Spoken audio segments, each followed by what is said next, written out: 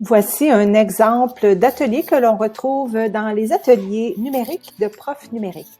On comprend que ces jeux sont destinés aux premières années, alors les élèves doivent aller épeler le mot qui est à la gauche de l'écran, puis cliquer sur soumettre afin de faire corriger leur réponse.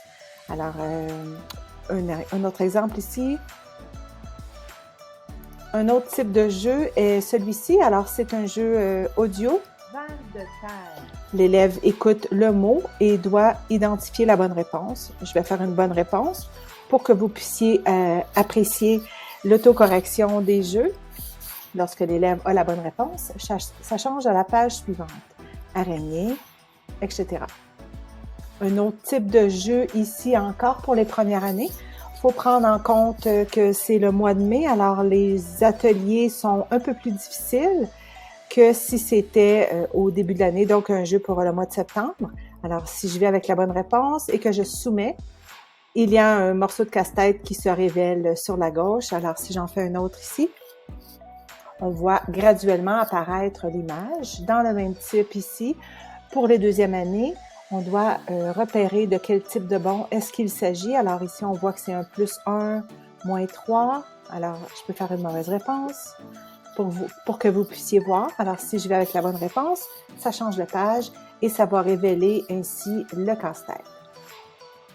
Ensuite, il y a des activités de type associe la phrase à l'image. Alors, le bol du bébé ours est vide. Ici, on remarque que ce n'est pas autocorrectif. Alors ça, c'est un type d'activité qui est inclus également.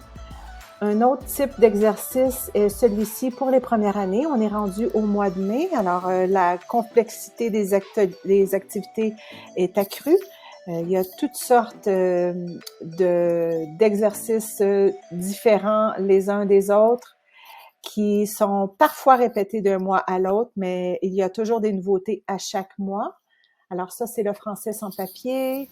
Un autre exemple ici, c'est au mois de mai pour les premières années. Alors, on voit ici un tableau à double entrée, une grille de nombres, symbole plus petit, plus grand. Ici, on travaille avec la symétrie. Si j'enchaîne avec un autre type d'atelier pour la création des scènes, alors dans le bas de la page, ici, on indique aux enfants où sont situés les objets. Alors, le cadre est en haut du sofa, près du foyer. Le cadre est en haut du sofa, près du foyer. Alors, c'est aux élèves de déplacer les images ici et vous aurez la correction à faire par la suite. Alors, on voit ici une petite thématique maison.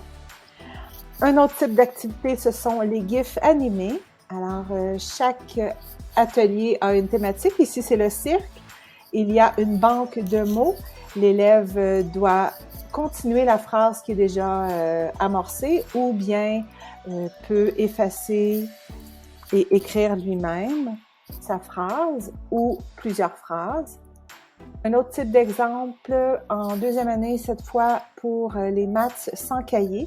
Alors ici, on voit que l'élève doit trouver la réponse qui est associée à une lettre et doit aller mettre la lettre dans le bas pour trouver le code. On a des petits problèmes, l'ordre croissant, les coordonnées. Alors, les activités sont vraiment très variées. J'enchaîne avec un tutoriel ici pour... dans le fond, ça, c'est le mois de mai, français sans papier. Les élèves, dans cette première activité, doivent aller écrire les mots au bon endroit. Ici, on demande de décrire la scène. Ici, il y a un petit texte à lire, des exercices masculins, féminins, colorer les mots. Alors, on parle ici du groupe du nom. Vous voyez un simple aperçu de ce qui peut se retrouver dans un mois typique dans les ateliers numériques de Prof Numérique.